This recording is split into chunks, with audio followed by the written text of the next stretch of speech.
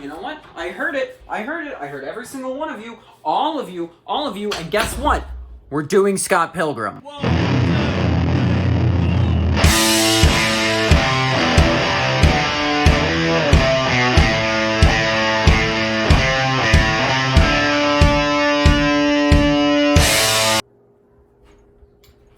Hello, ladies and gents. It is I can't sit down with this. Hello, it is I, Chris Reviews, and today we're going to be reviewing the most highly requested film on our channel, and that is The Wolf of Wall Street. No. Pulp Fiction. No. One of the Star Warses? No. The Velocipaster? No. Wait, what movie are we doing? Scott Pilgrim versus the World? Scott Pilgrim versus the World. Directed by Edgar Wright, starring Michael Cera himself, the king of being quite possibly one of the most awkward people in existence. This film has so many fantastic actors in it. It's so ahead of its time in its humor, and it has a phenomenal soundtrack, so let's dive right in. This movie stars Michael Cera, Mary Elizabeth Winstead, Kieran Culkin, Chris Evans, Brie Larson, Anna Kendrick, Alison Pill, Aubrey Plaza, Brandon Ruth. You get the point. It has everybody, and all so before their time as established actors that it's scary they got all of these people in this movie. This film is directed by Edgar Wright, who has directed the likes of Hot Fuzz, Shaun vs. the Evil Dead, Baby Driver, and so many more films that I absolutely love, and that stand among the rest as very interesting experimental indie flicks. And Scott Pilgrim is no different. It stars Michael Cera as Scott Pilgrim, and he's dating a high schooler. Yes, that is how the plot starts. No, I wish I were joking.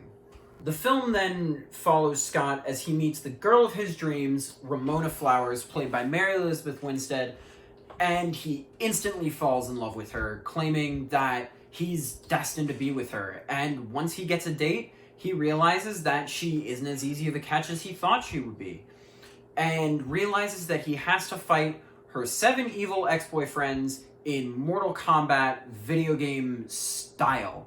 It's about as weird as I'm saying it, and probably weirder, and while you may be thinking that, oh, well, this could never turn out great, it would be just way too campy, you're absolutely correct. And guess what? That's what makes this movie. It's so quirky and fun, and the CGI is absolutely awful, and that's all meant to be a part of it. It's meant to feel like a video game. The film is actually based on a series of comics based in the style of Japanese manga, and follows about the same plot. The movie and the manga were being written at about the same time, so the writers did have some connection as to how the stories played out, which was very interesting, actually. I haven't read the manga myself. I've been meaning to.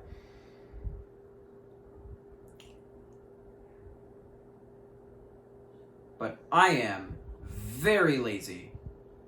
Way too productive. The average amount of productive to be so that I'm not able to read these comics. I need to improve my lying game. And if you're wondering, yes, that joke is stolen from my first video. What are you gonna do? Sue me? My net worth is probably less than this chair that I'm sitting on.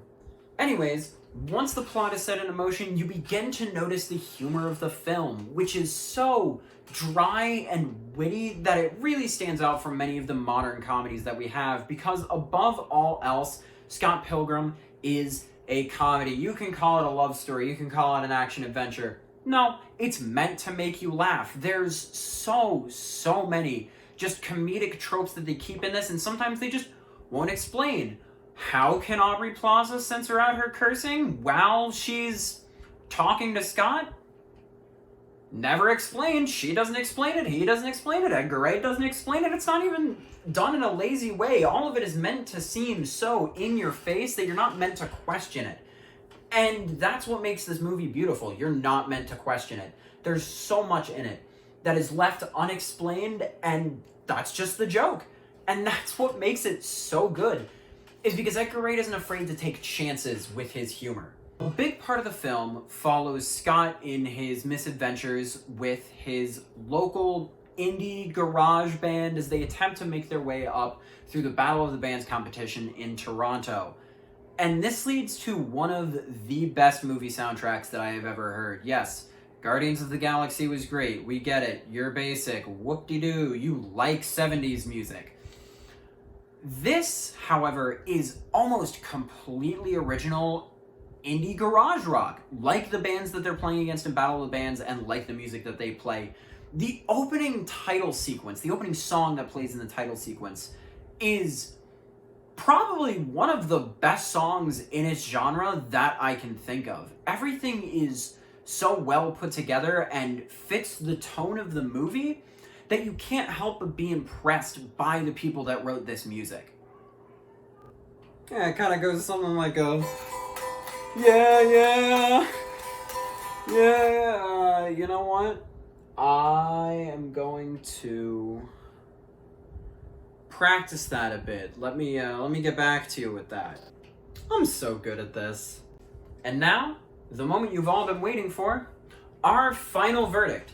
Scott Pilgrim vs. the World is an electric joyride full of fantastic music, acting, and storyline. It has so much heart filled into it that you can't help but feel the love that the writers, directors, and cast put into the movie.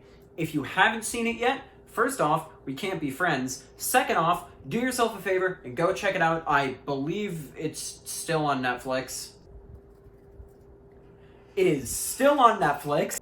So please go check it out. It is an absolute joyride and probably one of my favorite movies ever made. And no, I do not take that lightly. So for our final Chris Reviews Authentic verdict, we're going to give it a solid 10 out of 10, a masterpiece.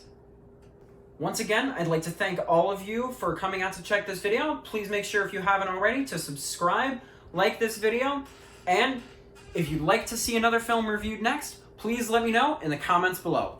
Peace.